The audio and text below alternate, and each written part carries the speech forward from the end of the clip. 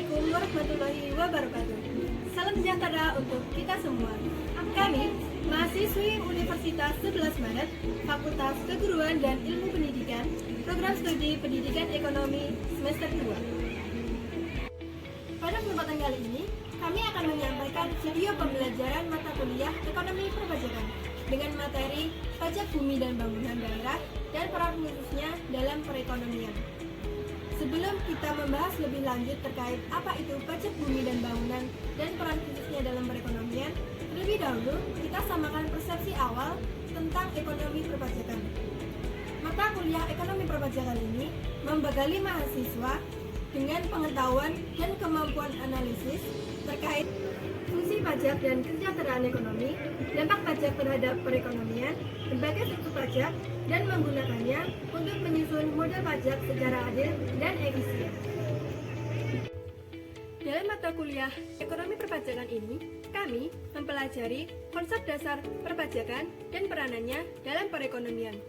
Diawali dengan mengetahui konsep dasar perpajakan dan peranannya, selanjutnya dapat mengetahui dan memahami pengklasifikasian dari pajak pusat dan pajak daerah, dan pada akhirnya dapat menganalisis peran khusus dari setiap jenis pajak bagi perekonomian. Pajak merupakan kontribusi wajib kepada negara terutang oleh orang pribadi atau badan yang sifatnya memaksa berdasarkan undang-undang. Ingat, tidak adanya ibarat secara langsung dan digunakan seluas-luasnya untuk membiayai keperluan negara demi menunjang kemakmuran rakyat.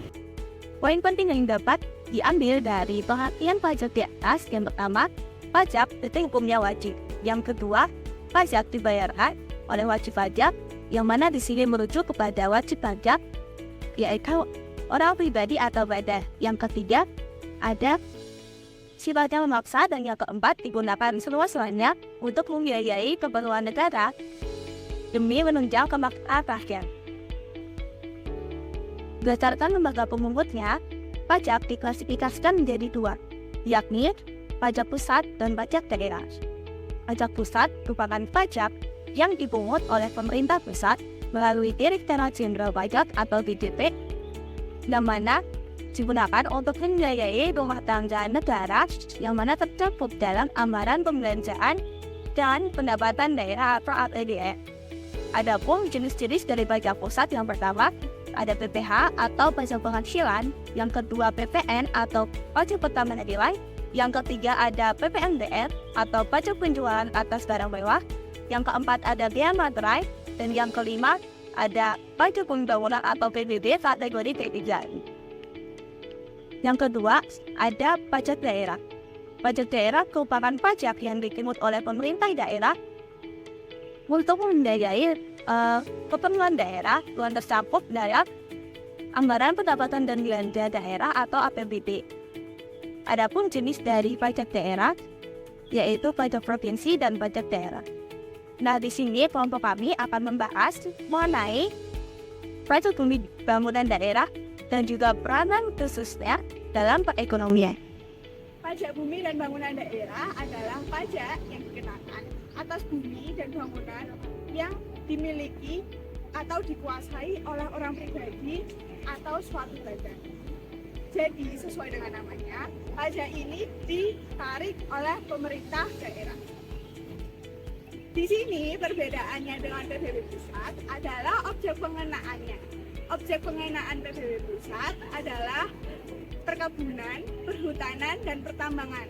Sedangkan objek pengenaan PBB daerah adalah bumi dan bangunan di perkotaan dan pedesaan. Jadi, objek pajak PBB daerah atau yang sering kita sebut PBB P2 adalah bumi dan bangunan yang ada di perkotaan dan pedesaan, seperti rumah, hotel, apartemen, tanah kosong, sawah, dan bumi dan bangunan lainnya. Walaupun begitu, ada beberapa objek yang tidak termasuk dalam objek pajak PBB daerah. Yang pertama, digunakan semata-mata untuk keperluan ibadah, sosial, pendidikan, kesehatan, dan kebudayaan nasional. Lalu yang kedua, digunakan untuk pemerintah atau daerah untuk menyelenggarakan pemerintahannya. ketiga adalah kuburan atau peninggalan purbakala atau sejenisnya. Lalu yang keempat merupakan hutan lindung, hutan satwa, hutan suaka alam, atau hutan semacamnya. Yang kelima digunakan sebagai perwakilan diplomatik atau konsulat yang dilandasi oleh asas timbal balik. Lalu yang terakhir adalah dipergunakan untuk lembaga internasional yang berlandaskan peraturan Menteri Keuangan. Lalu poin selanjutnya adalah tarif PBB P2. Tarif PBB P2 ini diatur oleh UU HKPD pasal 4, yaitu penerapan tarif PBB P2 maksimal adalah 0,5%.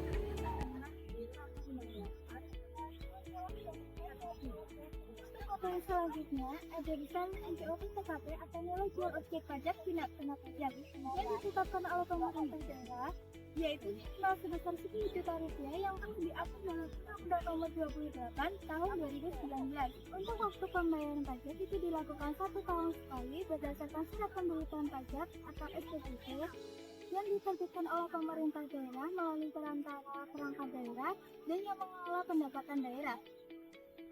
Adapun alokasi penerimaan negara dari PBB yang dibagi imbang yaitu 10% untuk pemerintah pusat dan 90% untuk pemerintah daerah. Di mana untuk pemerintah daerah itu telah dirinci yaitu 16,2 untuk provinsi yang bersangkutan, 64,8% untuk kabupaten atau kota yang bersangkutan, dan 9% untuk biaya pemungutan. Terdapat kewajiban membayar PBB yang telah tertera dalam Undang-Undang Nomor 12 Tahun 1994, maka wajib pajak yang tidak membayar pajak secara tepat waktu akan dikenakan denda sebesar 2% sesuai dengan total tunggakan pajak tersebut. Nah, untuk mengetahui besaran pajak yang akan kita bayarkan, kita bisa menghitungnya dengan rumus, yaitu PBB P2 yang tertuang sama dengan tarif dikalikan dasar pengenaan pajak. Untuk materi terakhir, yaitu ada peranan PBB daerah yang pertama meningkatkan akuntabilitas dan transportasi pengelolaan daerah. Selanjutnya ada untuk meningkatkan pendapatan asli daerah dan memperbaiki struktur pendapatan belanja daerah. Demikian penjelasan dari kami terkait materi PBB daerah. Semoga materi yang kami sampaikan bisa menambah wawasan dan referensi terkait pajak dan peranannya di dalam perekonomian. Jika ada kritik dan saran, bisa dituliskan melalui kolom komentar di bawah ini. Jangan lupa komen, like, dan subscribe. See you!